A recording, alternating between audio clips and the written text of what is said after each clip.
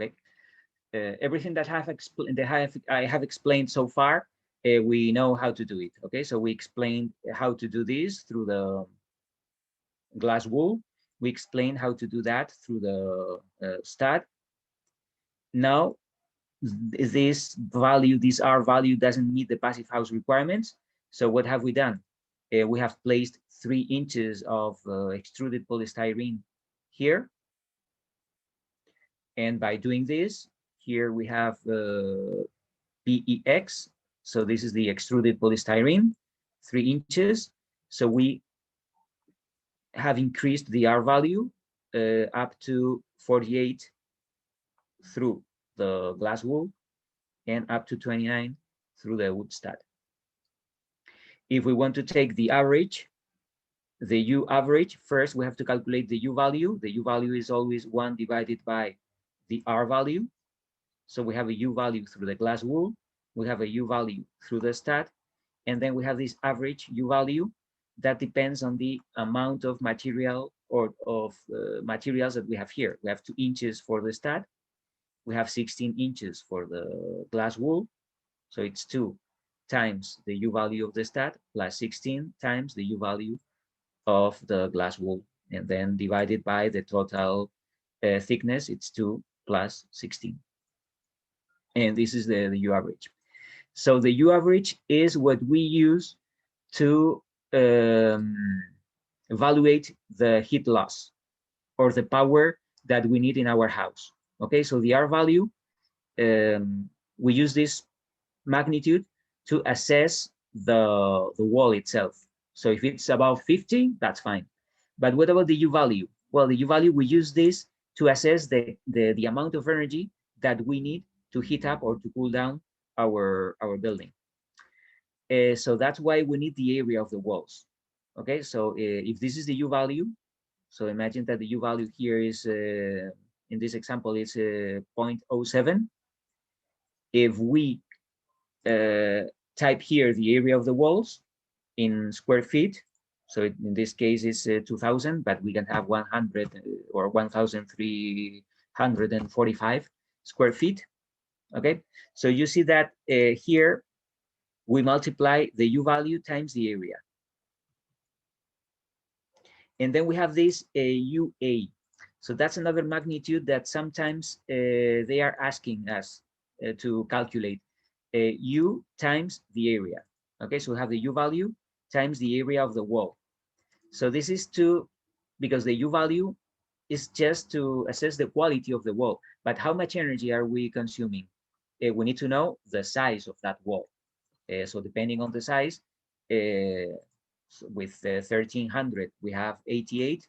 If we had 5000, we would have 329.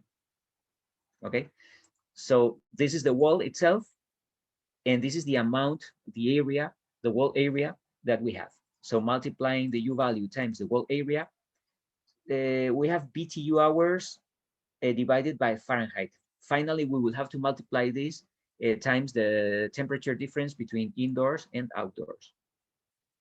Okay, but with this Excel file, by changing this, we calculate the R value. The R value, we use the R value to calculate the U value. U, it's always 1 divided by the thermal resistance. Then we need the area of the wall. And finally, we have this. We have the U times the area.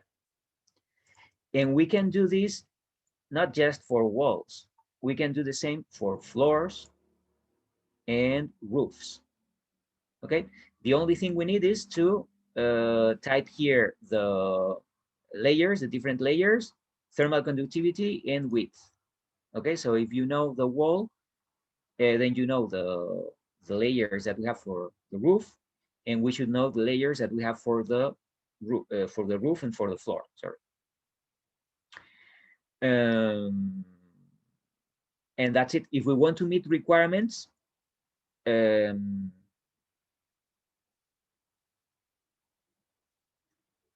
I think this is a stat.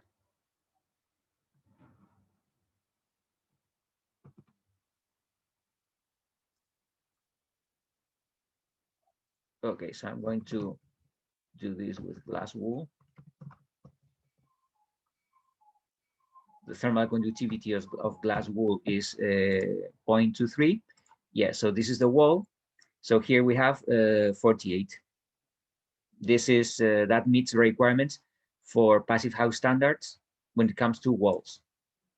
What about the roof? What about the floor? So the floor is the first one. Okay, so here we have inside we have plywood. We have EPS. EPS, it's another. So let's do it again. So let's use the same foam. Let's say extruded polystyrene. This is 0.17, the thermal conductivity. The thermal conductivity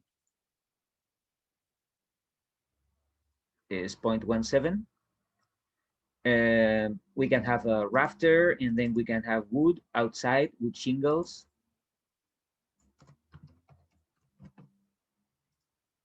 Okay. Anyway, with 10 inches of extruded polystyrene, we are, this is too much. So we don't need, if we are analyzing floors, we don't need 10 inches. So let's say 5. Remember that the floor should be above 30. So 5 is too much. Is it enough 2 inches? Yeah, with 2 inches of extruded polystyrene, it's enough for floors. Okay, so now we are above 30 in the floor. That's fine. And what about the roof? The roof should be about above 80. And now this is 11. Okay, so we can use extruded polystyrene. The thermal conductivity is 0.17. And with 5 inches of extruded polystyrene, this is 31. It's not enough. So probably here we would need 10 inches. Not enough. Let's say 12. 70. We're getting closer. Okay, let's say 15. Okay. So in roofs, we need around 15 inches. Okay, so this is important. We need 15 inches in roofs. A couple of inches is enough for floors. 6 plus 3, so 9 inches is good for, this is not pine, this is specs. It's good for walls. Okay. So with this kind of details, we are close to 50 in walls. We are close to 30 or above 30 in floors, and we are close to 90 or above 90 in roofs. Okay. And now, if we have these details, we are working with passive house standards. So this is the first thing we have to understand. Okay, so, and it's about the thermal insulation. We can change other elements here, but it won't be relevant. So what happens if we place 2 inches of plywood? We move from 90 to 91. It's not relevant. Okay, so it's not worth it. So what really matters is the amount of thermal insulation that we have in the detail. If you look at the lesson, okay, I think this drawing is good because we realize the difference that we need in walls, or the thermal insulation that we need in walls, and the thermal insulation that we need on the roof. Yeah, we are talking about 9 inches here, and we are talking about 15 inches there. Okay, so you have to understand this. If you look at the roof, the thickness of the roof thermal insulation, it's always almost double as the thickness of the thermal insulation that we have in walls. Okay, so if you look at a good roof to wall transition, this is something that catches the eye.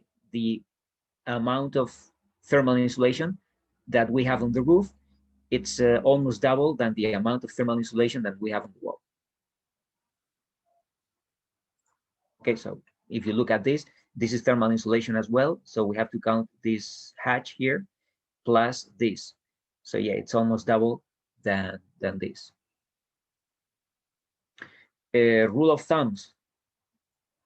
2 for the floor, 9 for the wall, 15 for the roof.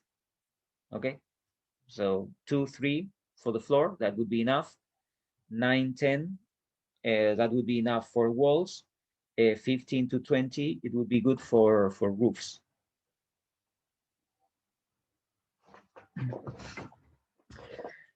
Okay, so with this Excel file, we can calculate or we can type here all layers. We calculate automatically the R value. We have the U value, and then we have to type the area. The area of walls can be 2,230 square feet. The area of the floor can be whatever, and the area of the roof can be different. Okay, so if we have analyzed 3 different details for walls, floors, and roofs, we have typed the area for wall, floor, and roof. Automatically, we have this thermal load, this U times A. And at the end of this, you see that here we have the total thermal load through wall, roof, floor, and windows. We have windows here as well. So with this, you add all these up, all these values, and we multiply these times N2 minus N3. So this is the indoor temperature minus outdoor temperature.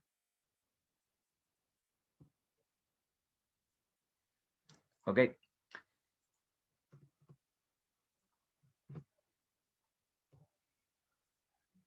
So the total thermal load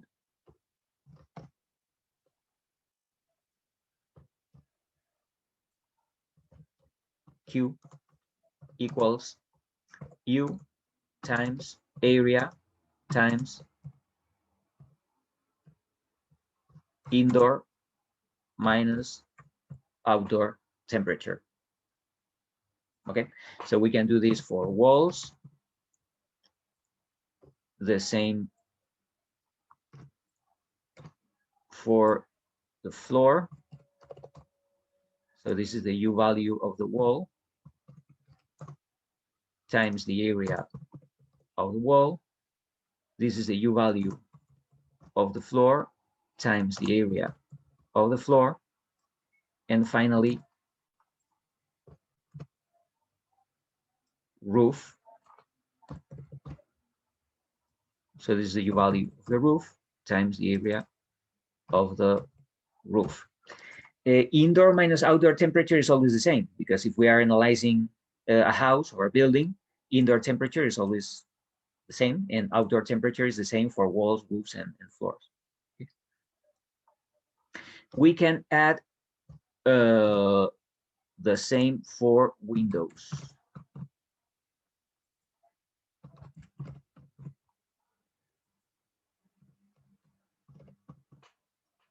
Okay, but windows are something special, and we can't use the Excel file to calculate the U value of the window. Okay, but this is the total thermal load. So if we add all these up, the thermal load through the wall, the thermal load through the floor, the thermal load through the roof, and the thermal load through the windows, then we have the total thermal load of so this is to calculate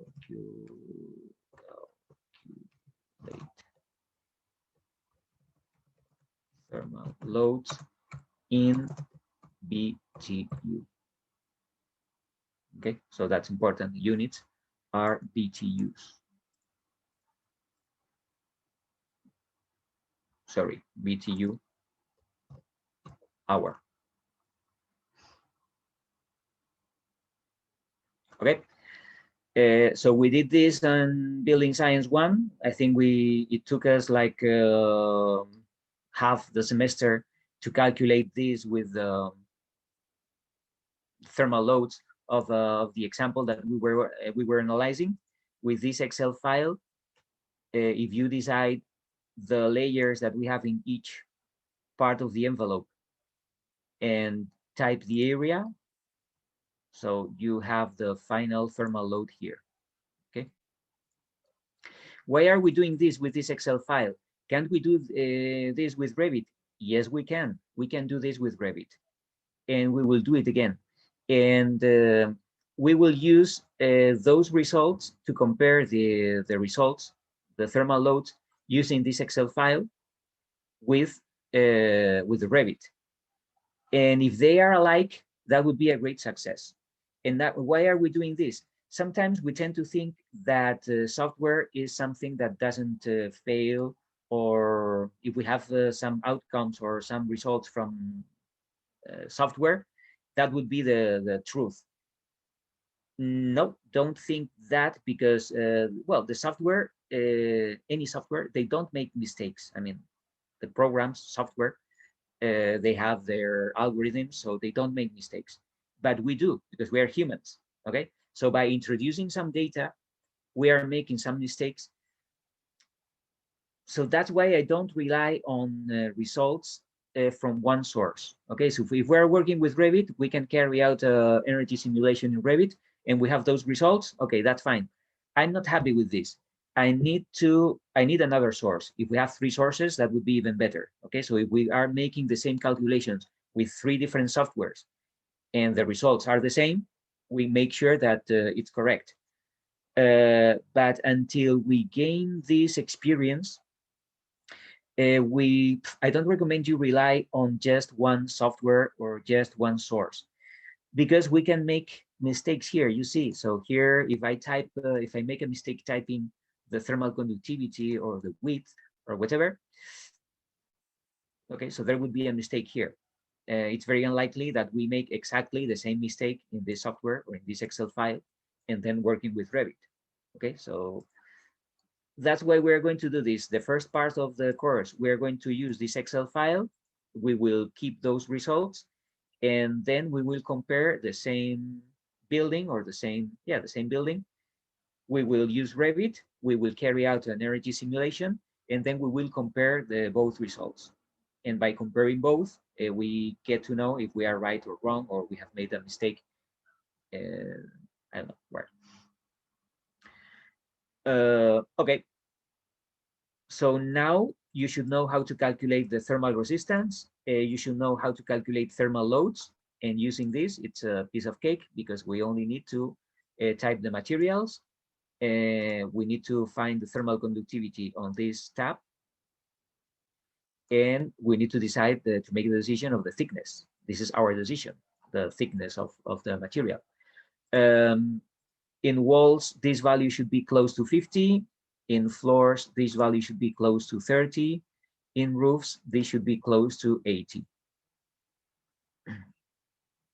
Then you type the area of walls, floors, and roofs, and that's it. What else? Well, this is not enough, because this is what we did at the end of Building Science 1. You should know how to work with all this, okay? So this is nothing new, what we have explained so far. You should know how to do this. Now you have this Excel file, and it's easier, but it's not new. What's new? Well, the concept of dew point is new in this course. Okay, so we're going to compare this temperature within the wall or within the floor or the roof. Okay, so by doing this, you get this temperature as we did on the first class work. And now we're going to compare this temperature with the dew point temperature. Okay, so the blue line you see is the temperature in Fahrenheit, the dry bulb temperature, and the orange line is the dew point temperature. So we have to compare these two lines, and if they are parallel, that's fine. We don't have condensation risks. If we have like this, we have intersections between these two lines, then we do have condensation risks. So it's pretty easy to understand, because by looking at these two lines, if we have this, that means that we have done something wrong, and we have condensation issues here. We have risk of condensation here. But if we have graphics like this, that means that we are good and we can rely on the solution or the detail that we have designed. Okay, I'm not going to explain the physics behind this because it's quite complicated. But if you remember this chart, you remember this fly carpet, this psychrometric chart online. If we change to English imperial units, submit, reset all inputs, submit. Okay, there you go. So now we have Fahrenheit here.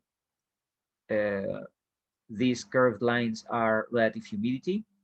So you remember that when we use this in systems, we have a dry bulb temperature. It has to be always close to 70. The relative humidity can be 40, from 40 to 50. It's a good relative humidity. Then we click here, we submit, and we have this point. Okay, so this is 70 Fahrenheit.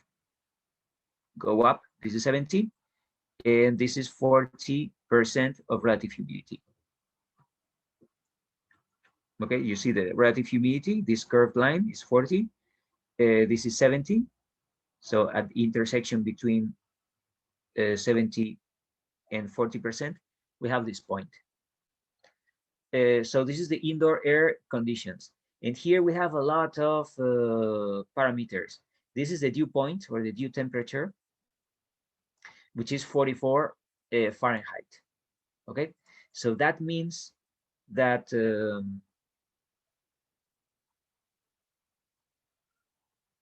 under these conditions, if we have a surface in our in the envelope, okay, it can be a window, it can be a thermal bridge, whatever.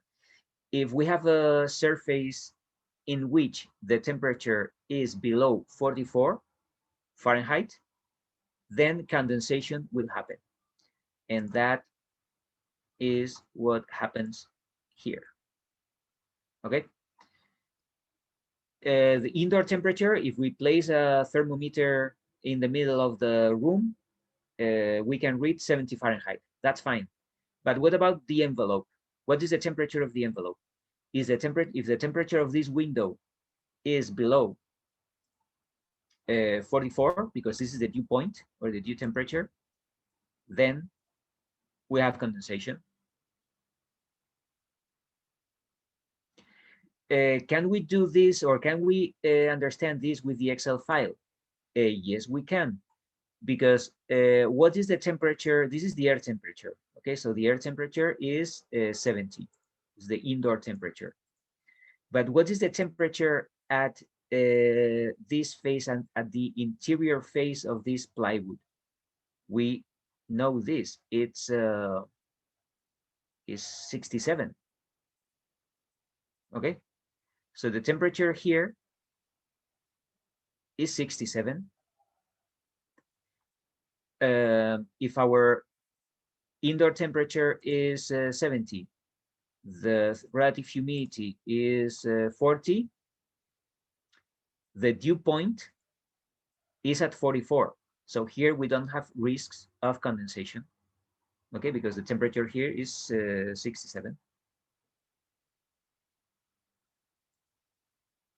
Okay, so doing this in the internal surface, it's quite easy because we use this chart. We know the indoor temperature. We can know the indoor relative humidity. We can have a sensor to measure the relative humidity. And by typing this, and this, we understand where the dew point is. And if all the surfaces of our envelope are above this 44 Fahrenheit, we don't have any condensation issue. Okay, that's fine. But what happens inside?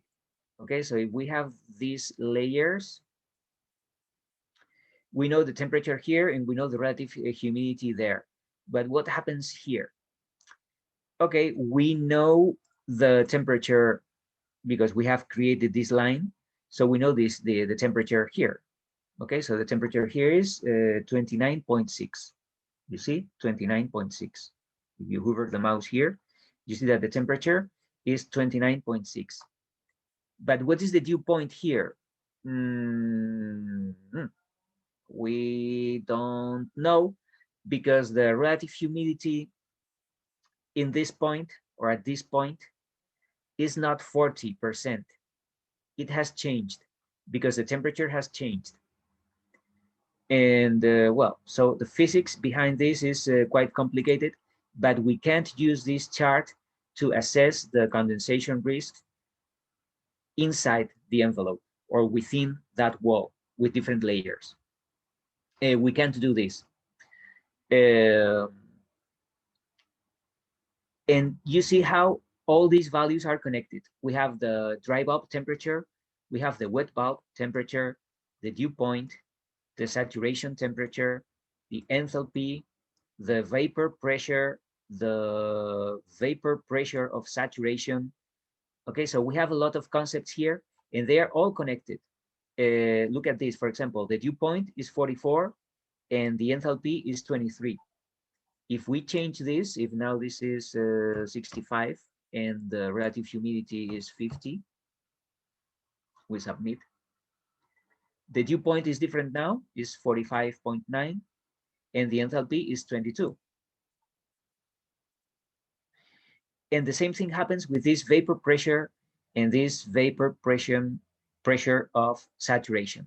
So all these concepts are connected to each other. Okay, by changing these two, there are formulas here inside this website, and they help us calculate what happens if we change the temperature, if we change the relative humidity, or if we change both. There are physics behind this. Okay, so if you want to know the vapor pressure formula,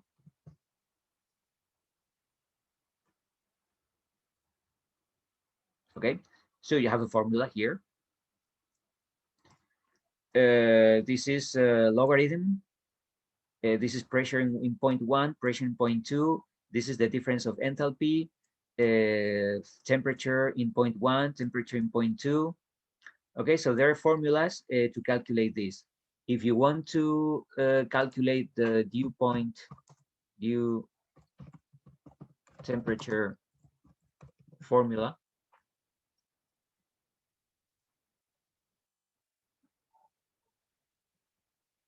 okay, so we do have, this is not very reliable. Yeah, so this is more. So this is the temperature at the dew point. We have the dry bulb temperature divided by this. We have another logarithm. We have this symbol. We need to find out what this symbol is. This is the relative humidity, which is the water pressure divided by the water saturation pressure. And then, okay, so it's quite complicated, but if you are interested in that, you can find out. I mean, you can calculate the dew point temperature out of dry bulb and relative humidity. You can calculate the water pressure. So you can calculate all these parameters. Well, so this is what I have done here. Okay, so I have calculated the water pressure, and with the water pressure, I can calculate the dew point. Well, I know how to do this in international units, but then the dew point I have changed to get the dew point in Fahrenheit, I have the dew point in Celsius, and then I can easily find this. Okay, so through this,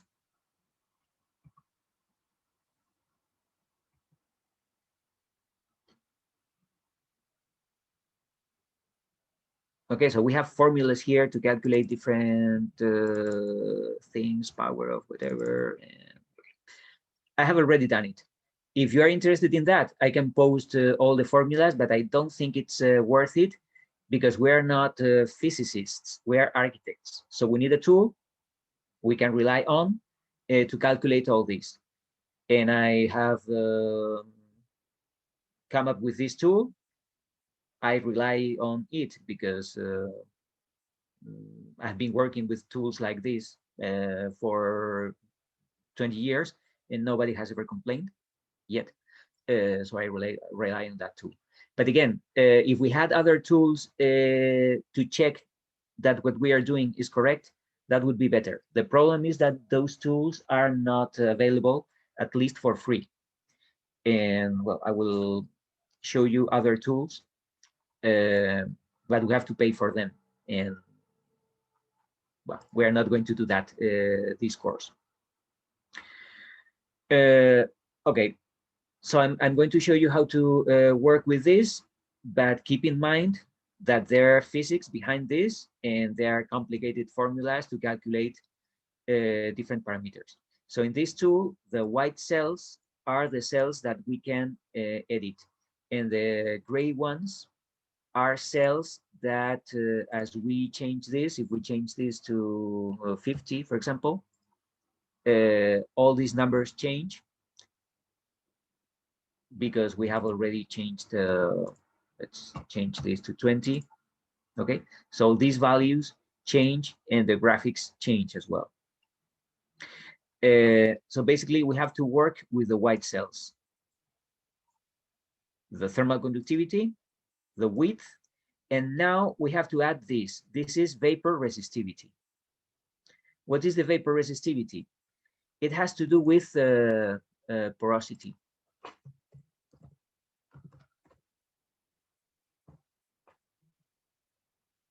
Okay. What is the porosity? Is the open spaces between grains in a microstructure. The presence of tiny openings or spaces within a material. Okay, so this is the porosity. So we have a material, and if we look at this with a microscope, we can see that we have solid elements and we have voids. So this is porosity. So the bigger these air elements, the more the porosity, and this is related to permeability. Okay, so we have porosity and we have permeability. Permeability is the ability of water to percolate through. Percolate, interesting word. Okay, so if we have a lot of porosity, or if porosity is very high, we have high permeability because the water can go through it. But if we control the size of these pores, then we can control what goes through it. Okay, imagine we have a door. So the door is, let's say, 3 feet. The width of a door is 3 feet. So if a person goes there, can go through the door. But if 50 people try to go through the door at the same time, there's no way to do that because the porosity is not enough. So that door is small for 50 people to go through that door at the same time. So with materials, we have the same. A drop of water, it has a size. And the molecule of water, it has a different size. Size of water molecule. Okay, so the size of water molecule is 282 picometers. This is in international units. Okay, so what is this? Is 11 times 10 to the power of -9 inches. Okay, so this is the size of a water molecule. What is the size of a water raindrop?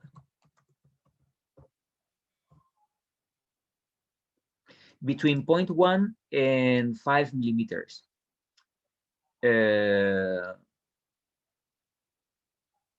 Okay, so now what is the millimeter to inch conversion? Okay, 1 millimeter is 0.03 inches. Okay, so this is the size of a water drop. And this is the size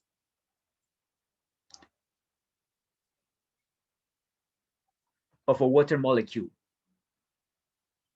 That's perfect. Because if we know the porosity of the material, imagine that this is a section of the material. Okay, we can have this, or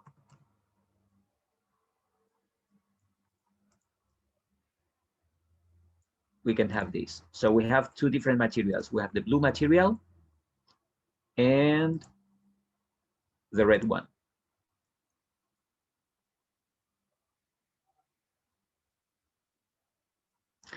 And then we have a drop of water.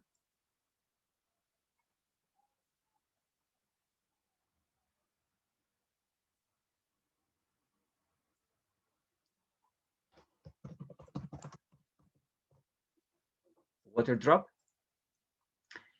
And we have a water molecule.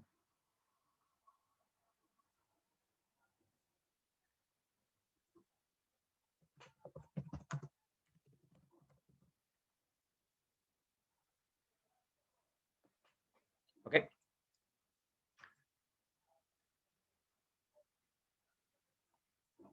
So can this water drop go through this? Yes, it can. Can this water molecule go through this? Yes, it can. But can a water drop go through this? No, it can't.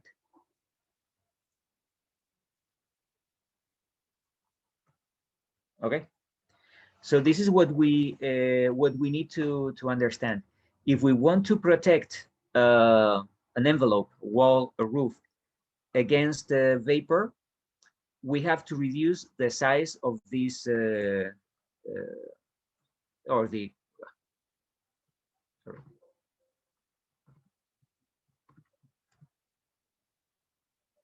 Okay, if we have this material, but we make this size smaller, now this is not permeable to water molecules because this size is too small for this. And if we want to make this not permeable to water, then we have to reduce this. So this water drop cannot enter that space. I told you that usually we have rain outdoors, and we have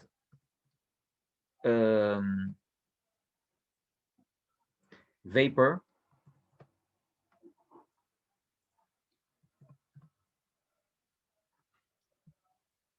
indoors.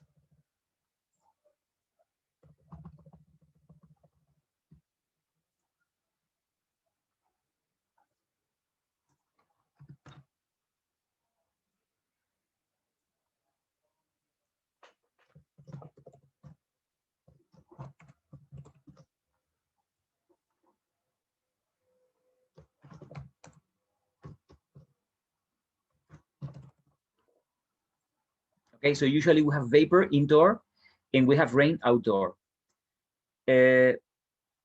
Usually if we have vapor, we want this vapor to go out. Okay, that's perfect. But we don't want rain to get into the building. So by controlling the porosity of the envelope, we can have both. Okay, so if we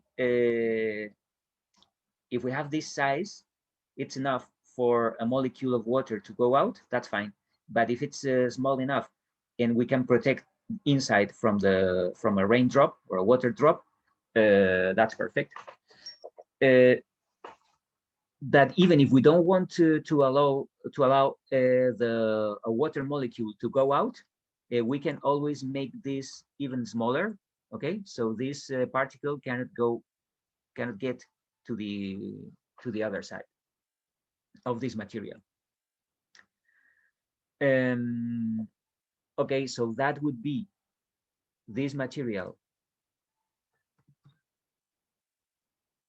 is a water barrier.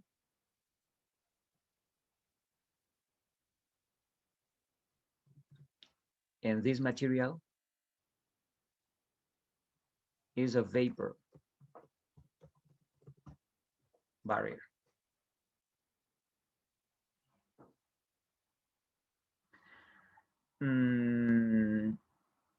So I think the best strategy is to, where do we have rain? Outdoors. When do we have vapor? Indoors. So the best strategy to keep the thermal insulation dry, because this is what because usually thermal insulation materials, if they get wet, they lose the thermal insulating properties. Okay, so our goal is to keep a thermal insulation dry. So a good strategy would be to protect the thermal insulation outdoors against rain, and to protect the thermal insulation indoors against vapor. So we have a vapor barrier inside and we have a water barrier outside. So this is so this is what you can find in this. This is not a PowerPoint. This is a PDF file that I have posted on Canvas. So that's the effect of water in thermal insulation. This is glass wool or rock wool, something like that. And if it gets wet, we have this nasty and filthy mold, which is unhealthy. It's ugly. And the most important thing, it reduces the thermal insulating properties of this material. Okay, so if that happens within the thermal insulation, we're lost. And here, so here you can see this. This is what shouldn't happen. Okay, so imagine that we place the vapor retarder or the vapor barrier outside. Most likely we will have condensation here. So we have to place the air barrier or vapor retarder inside in the warm phase of the thermal insulation. And then we can place an air barrier or a water barrier outside. So if we are doing this, we are good. So most likely we won't have condensations here. Okay, that's a good strategy in northern construction. I mean, in cold countries. In southern construction, if we have warm and humid climates, the strategy might be the other way around. Okay, so the strategy, we need a water vapor barrier here and probably an air barrier there, because the moisture is outside in these warm and humid climates. Okay, but since we are in New England, okay, so we can divide the United States into these areas. So the red area, it's clear. Okay, so the Gulf of Mexico, Southern California, or whatever, we have these warm, humid climates. All the north, and Canada, and even Alaska. So we have this blue color, and it's clear what we have to do here. Okay, so if we're building something in New Hampshire, we have to place the vapor retarder here inside. If we are working in Miami, in Florida, we have to do the other way around. What happens in the middle? It's difficult. Okay, so it's very difficult to give a right answer. But if we are here, if we're in Maine, and if we are in Florida, we know what to do. If we are here in the middle of in Washington or in North Carolina or whatever, we don't know. We have to study. So things are not, okay, you have to do this. there are good solutions for Maine, there are good solutions for Florida, but there might be something different in this area, and it's a huge area. I mean, so these 6 and 7 zones, it's clear they are cold climates, so there is no question about this. The red area, it's clear what we have to do, but what happens in this brownish, yellowish, and greenish area? We have to figure it out, and this is experience. If okay, so specific requirements for zone. So this is taken from an energy code, from building energy code. Okay, so this is something official. It's an official document. So we are analyzing these areas here. This is zone 15. So you see the hatched areas. So New England and that area, northern, it's even colder. So in this hatched area, they are recommending vapor retarders must be installed on the warm in winter. So where do we have warm in winter? Inside. Okay, the warm in winter side of the ceilings, walls, and floors. In all non-vented, and this is interesting. If it's vented, it might be different. But if we don't, if we have non-vented details, then we have to install a vapor retarder inside. Inside means the warm in winter side. Okay.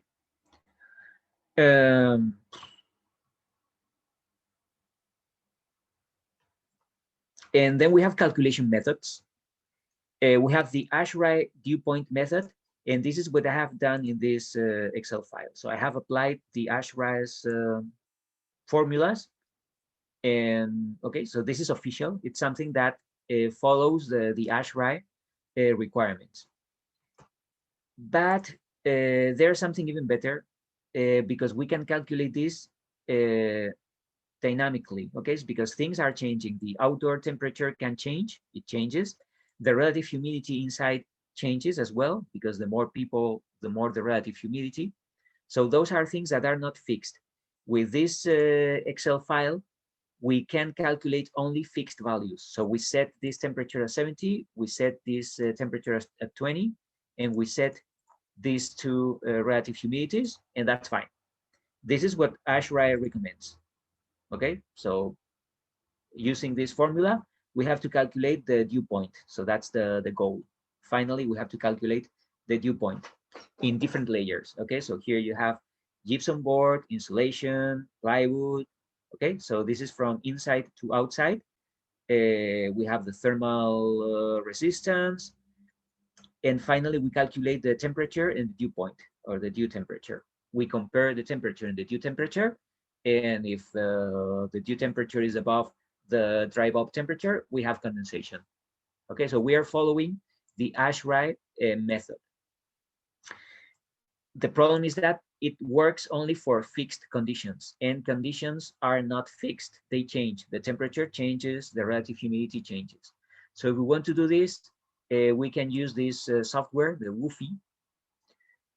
We used this because they are, last year, I remember that I was using this with some students because there are free trials for 30 days or something like that. So we might try this, but I don't know. I don't know yet if we will try the WUFI. The good thing is that we can understand what happens when the temperature changes, or their temperature and relative humidity changes, okay? So by running this for a day or for 3 days or for a week, we can understand if we have condensation issues, if we have water within our thermal insulation or not. And we can apply strategies. We can ventilate this so that even if we have condensation, but if we ventilate, it dries out. Okay, so working with this, it's much better.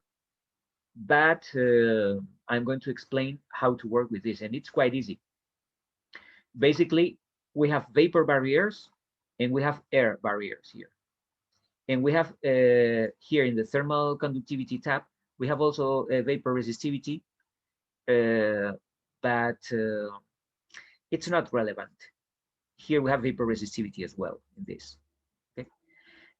the thing that we have to understand, if we have aluminum, aluminum is a metal, and the vapor resistivity is extremely high. And glass, you know what glass is, so water doesn't go through glass. It's impossible. Well, it's almost impossible. So the vapor resistivity is very high. If it has glass wool insulation, look at this, it's 10, so it's very low. Okay, so a vapor retarder is a material that has a very high vapor resistivity.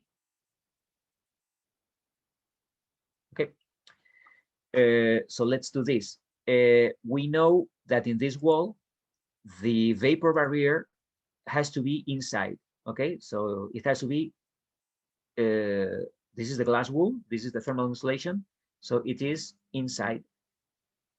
So if we start here, we have the plywood, and then the first layer after the plywood is the vapor barrier, and then we have the glass wool, the thermal insulation.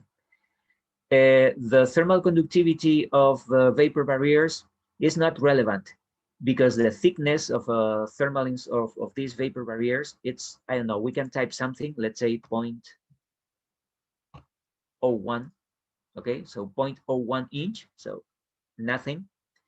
But then even 4,000 it's not enough, so you can type here a huge number, so let's say 4 million.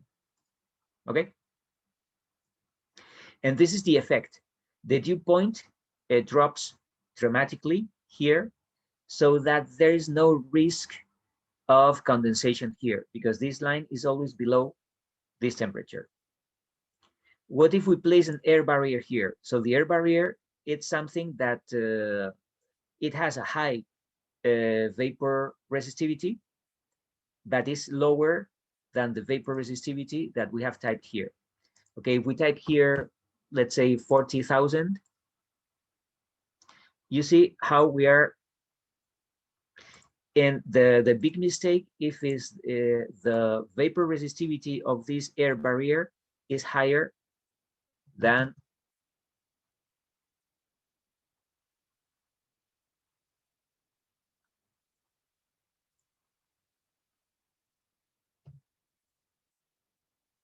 okay.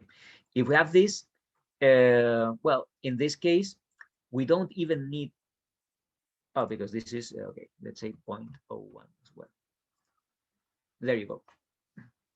Okay, if we have this 0.01 layer, the air barrier, it's something, it's nothing, 0.01 inch.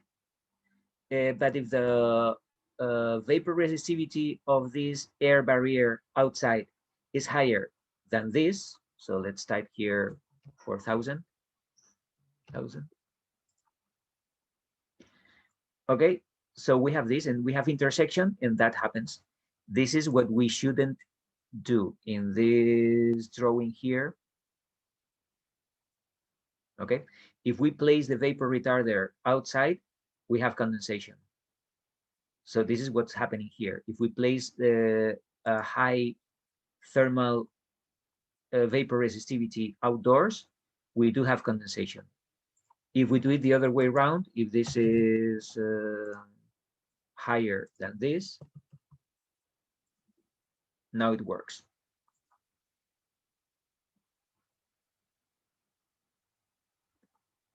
Okay, so this is the effect of these layers. The thickness or the width of this layer is nothing. It's 0.01 inch, nothing. The thermal conductivity is not relevant. It doesn't matter. You can type here whatever. The only relevant parameter is the vapor resistivity. And the vapor resistivity has to do with all these we are talking about, the size of those elements. So this is a vapor barrier because it doesn't let vapor or water molecules to go out. This is a water barrier because it doesn't let raindrops to go through this material, but it lets, or it lets vapor to go out.